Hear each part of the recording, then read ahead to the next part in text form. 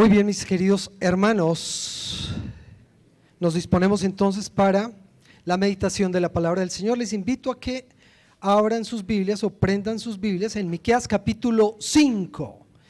Miqueas capítulo 5. Antes, cuando se usaba el libro físico, era más difícil buscar. Ahora en el celular no se pierden, fácilmente van a encontrar Miqueas y vayan al capítulo 5. Vamos a leer de los versículos 1 al 6.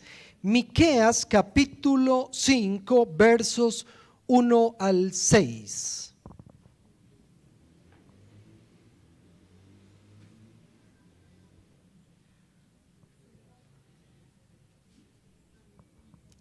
Muy bien, dice así la santa palabra de Dios. Voy a leerlo en la Nueva Versión Internacional, Miqueas capítulo 5 versos 1 al 6. Reagrupa tus tropas, ciudad guerrera, porque nos asedian.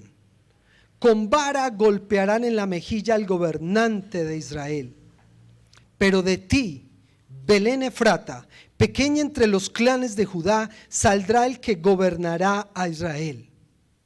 Sus orígenes se remontan hasta la antigüedad, hasta tiempos inmemoriales.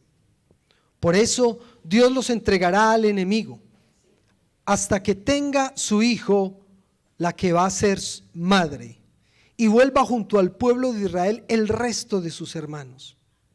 Pero surgirá uno para pastorearlos, con el poder del Señor, con la majestad del nombre del Señor su Dios. Vivirán seguros, porque Él dominará hasta los confines de la tierra. Él traerá la paz. Si Asiria llegara a invadir nuestro país para pisotear nuestras fortalezas, le haremos frente con 7 pastores y aún con 8 líderes del pueblo. Ellos pastorearán a Asiria con la espada, con la daga, a la tierra de Nimrod. Si Asiria llegara a invadir nuestro país, si llegara a profanar nuestras fronteras, Él nos rescatará. Que Dios nos bendiga a través de su santa palabra. En algún momento escuché una anécdota muy interesante de alguien que estaba predicando, y entonces él le predicaba a la multitud y decía: Jesús es la respuesta, y volvía a gritar: Jesús es la respuesta, Jesús es la respuesta. De pronto alguien se paró y le dijo: ¿y cuál es la pregunta? Y él se quedó pensando: ¿cuál será la pregunta? No supo responder. Él sabía la respuesta, pero no sabía la pregunta. Y es que a veces no entendemos las razones verdaderas de la Navidad, del nacimiento de Jesús, de la venida del Cristo, del Mesías. Y pensamos en la Navidad y siempre nos acordamos de la fiesta, del jolgorio, de la celebración, de la comida, del tiempo de familia. Pero poco nos acordamos de las razones por las cuales existe la Navidad. El profeta Miqueas anuncia que no obstante la situación de crisis, hay una salida a través de un Salvador. Y yo quiero plantearles a partir de este texto, porque uno lee este texto y uno dice: ¿qué tiene que ver esto con la Navidad? Cuando yo leo Miqueas 5 y específicamente del 1 al 6, ¿esto qué tiene que ver con la Navidad? ¿Qué me explica aquí de la Navidad? Pues es muy sencillo, podemos resumirlo en problema-solución. Hay un problema y hay una solución. Hay un problema planteado, hay una crisis planteada, pero también hay una solución entregada y otorgada por el Dios Todopoderoso. Entonces veamos el problema. Lo que le preguntarían, la respuesta que debió haber dado ese predicador: ¿cuál es la pregunta? Si tú estás diciendo que Cristo es la respuesta, pues ¿cuál es la pregunta? Cierto, hay un problema. Los versículos 1, 3 y 5 nos plantean un problema en el contexto en el que está hablando el predicador, el profeta. Dice: prepárate para la guerra, le dice al pueblo, por medio de tus enemigos Dios castigará duramente al rey de Israel. Hay una advertencia dura, ¿cierto? Una invasión de un imperio que en su época era un gran imperio muy poderoso, y ellos eran una nación pequeña e iban a ser invadidos y dominados. En el versículo 3 dice: Dios nos va a abandonar. Es decir, Dios va a retirar su gracia por un momento del pueblo para que reciba un escarmiento. Y el versículo 5 dice: cuando vengan los asirios para invadir nuestro país y quieran ocupar nuestros palacios. Él estaba hablando de lo que se les venía. Se les venía algo terrible. Él estaba anunciando un castigo, una crisis, algo bien feo. ¿Cómo podríamos resumir el problema aquí planteado? Sí, pues nosotros podemos decir que el pueblo iba a sufrir una invasión y esa invasión era por una rebelión, es decir, por el pecado. Cuando Dios castiga, reprende, llama la atención, cuando el Señor nos sacude, es por algo. Había un problema. Era que el pueblo que había sido escogido por Dios, el pueblo que había sido liberado de la esclavitud, que había sido bendecido y sustentado en medio del desierto, el pueblo a quien se le entregó una tierra que fluye leche y miel, ¿cómo le respondió a su Dios? Díganme ustedes, ¿cómo le respondió? Ingratitud, rebeldía, desobediencia, apatía. Le dio la espalda a Dios con infidelidad. No fue fiel. Dios lo llamó a ser fiel y el pueblo no fue fiel. Terminó en rebeldía, desobediencia, idolatría y siendo un pueblo malagradecido, a pesar de todo lo que Dios había hecho por ellos. Y aún durante el tiempo de los diferentes reyes de Israel y de Judá, Dios les advirtió y les decía una y otra vez: si siguen el camino del pecado y de la rebeldía, ustedes recibirán su merecido. Es inevitable, es una ley de Dios. La paga del pecado es muerte. O todos recordamos los consejos de nuestros padres, ¿cierto? Manéjese bien para que le vaya bien, ¿cierto? Viva correcto y viva derechito y tome buenas decisiones para que le vaya bien. Esos eran los consejos y eso es un principio divino. Un imperio los sometería y los llevaría a la ruina. ¿Cómo podríamos resumir toda esta crisis o el problema en una palabra? Pecado. Ahora, ¿qué es el pecado? Definamos qué es pecado. ¿Qué creen ustedes que es pecado, según la Biblia? Desobedecer los mandamientos, un estado de indiferencia a Dios, ¿cierto? Ir en contra de las leyes y los propósitos de Dios. Perdón, un acto mal hecho, incredulidad. Podríamos resumir que si en la Biblia está materializado el propósito divino, la voluntad de Dios en la Biblia, ahí es donde encontramos el propósito de Dios, es desobedecer la Biblia. Así de sencillo. Cuando yo no obedezco lo que la Biblia dice, yo estoy en pecado. Recuerden que es diferente pecados a pecado. Pecado es un estado, el pecado, en un estado pecaminoso, y pecados son las faltas que comete una persona aún siendo hijo de Dios o estando arrepentido. ¿Listo? Es diferente. El estado de pecado es un estado que lleva a la condenación. Es una persona en donde no se ha arrepentido, es una persona que está alejada de Dios, que no le presta atención a Dios, que no le hace caso a Dios, y ahí está en un estado de pecado, no se ha arrepentido y por tanto hallará la condenación.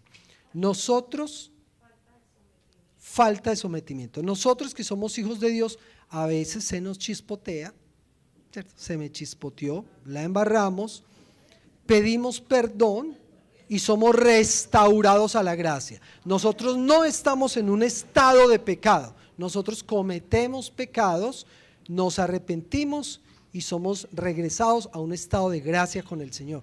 Una de las diferencias que uno puede notar entre una parte y la otra es que el que está en un estado de pecado no siente culpa por el pecado, se revuelca en el pecado y ahí está tranquilo. nosotros los que hemos sido regenerados, cuando la embarramos nos sentimos mal, ¿cierto? Y pedimos perdón al Señor y ahí hay contrición y queremos hacer restitución y un compromiso de no repetición, ¿cierto? Esa es la diferencia. Pues el pecado como tal era la causa de esta situación. Y de acuerdo a lo que la Biblia dice, la consecuencia natural e inmediata del pecado es la muerte, ¿cierto? La paga del pecado es muerte. Muerte física, pero al mismo tiempo muerte espiritual. Cuando Dios crea al ser humano, lo creó para que viviera siempre. Pero por cuanto pecaron, al polvo volverán. La vida física tendría un final y si la persona no se arrepiente, eso se prolongaría en una muerte espiritual, que es decir, la separación total, definitiva y eterna de la gracia de Dios. Terrible eso, ¿cierto? El problema planteado aquí es el pecado. Si nosotros pensamos en todas las crisis que estamos viviendo, las crisis mundiales, las crisis sociales, las crisis económicas, las crisis naturales, todas las crisis son consecuencia del pecado. Dios crea al ser humano y le muestra dos caminos y el ser humano dice: yo me voy por el camino que yo quiera. Tú me has dicho que escoja, tú me has dicho que uno es bueno y que es mejor y que trae mejores consecuencias, pero yo quiero tomar este porque me parece que es como más atractivo. Y las consecuencias las estamos viviendo.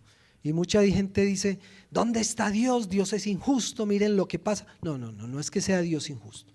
Es que nosotros los seres humanos hemos tomado malas decisiones y por eso esto está aquí, así. Y a Dios le duele en su corazón lo que sucede.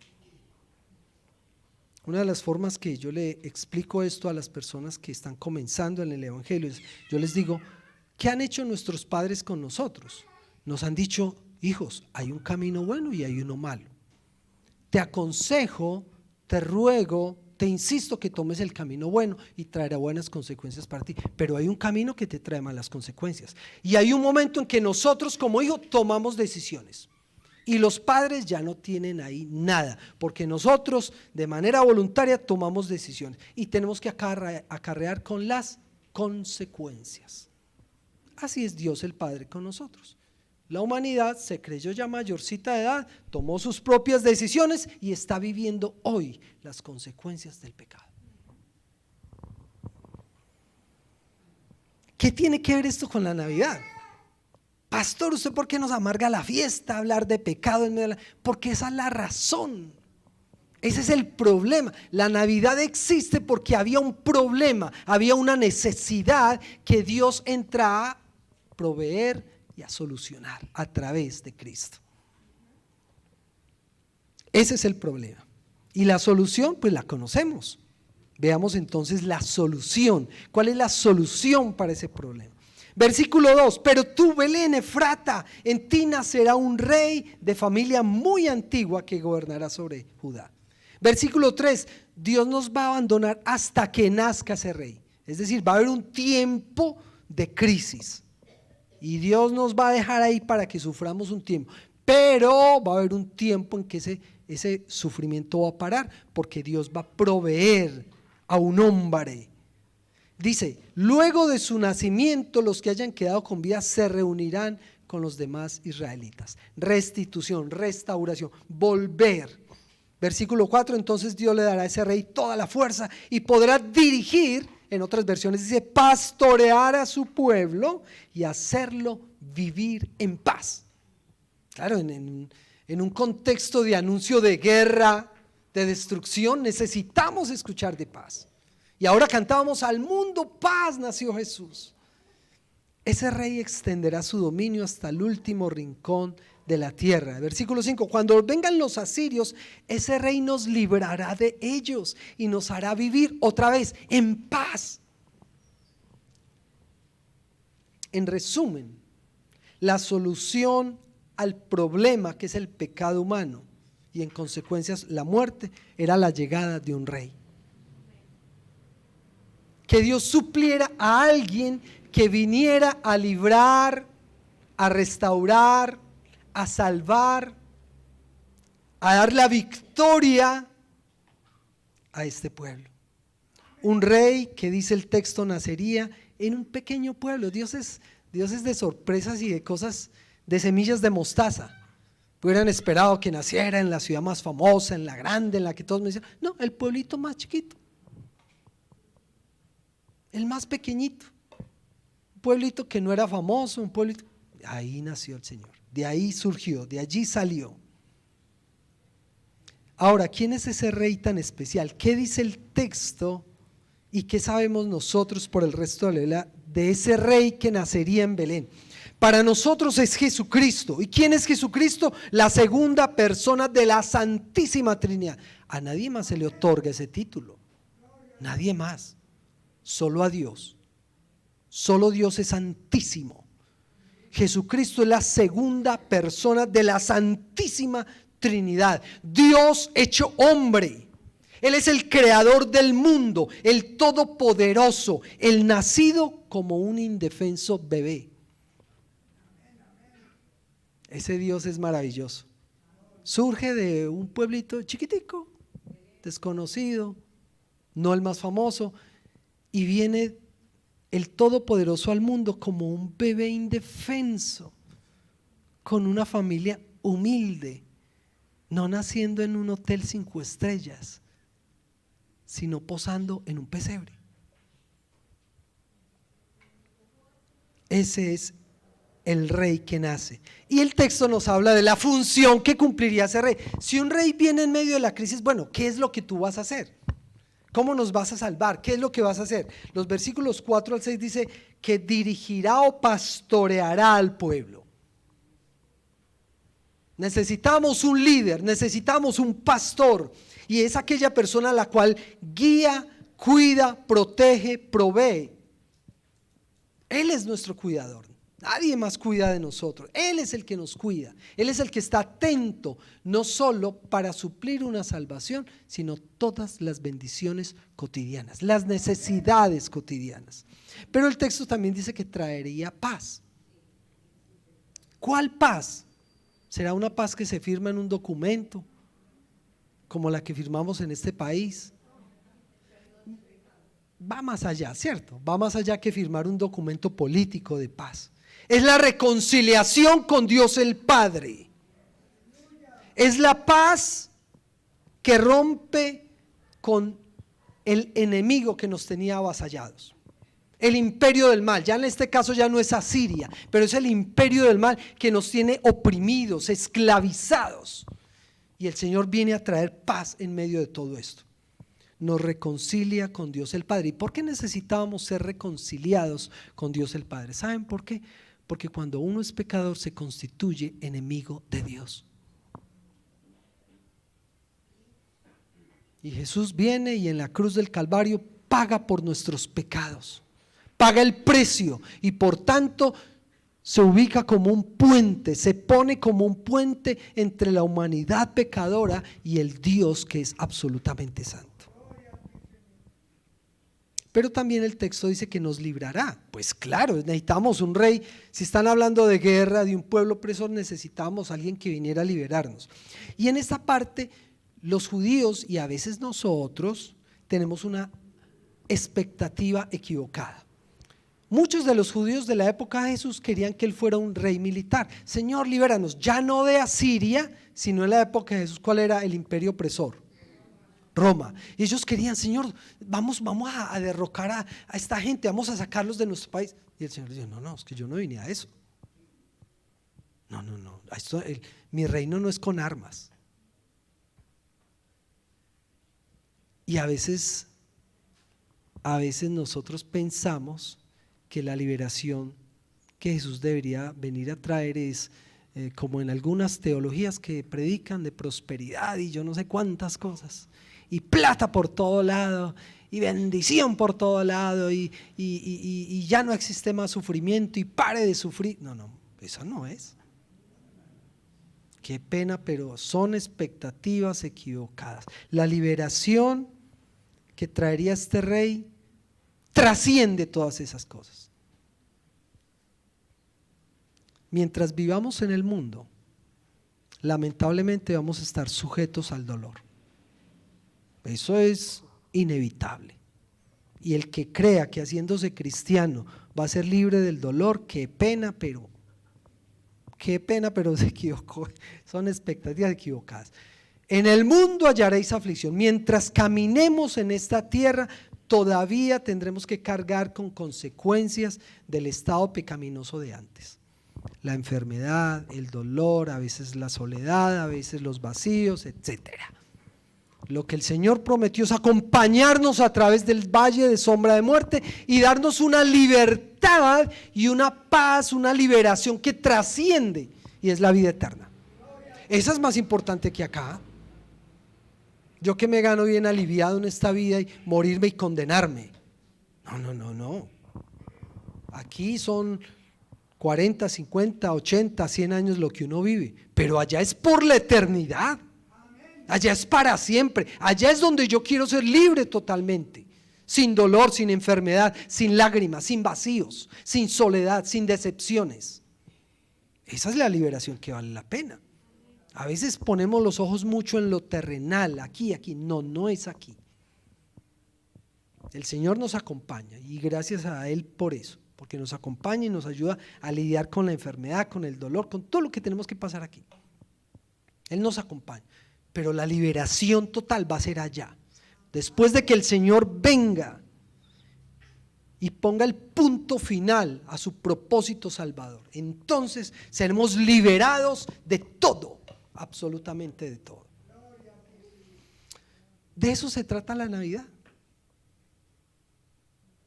Celebramos la llegada de un rey, de Jesucristo, Dios hecho hombre, que llega para cuidarnos, pastorearnos, dirigirnos, que llega para traernos paz, la paz con Dios el Padre, muriendo en la cruz del Calvario, y que llega para liberarnos de la opresión y consecuencias eternas del pecado. Celebremos la Navidad, claro, con alegría, con gozo, sin olvidarnos de que esta celebración tiene una raíz y viene como la provisión de Dios por un problema que no es suavecito ni sencillo, el problema del pecado. Mientras más en serio tomemos nosotros el asunto del problema de esto, más vamos a entender la solución. Si tomamos a la ligera el problema del pecado, vamos a entender poquito el propósito de la Navidad. La Navidad la celebramos porque se necesitaba un cambio y una salvación para una humanidad pecadora. Les invito a que terminemos orando.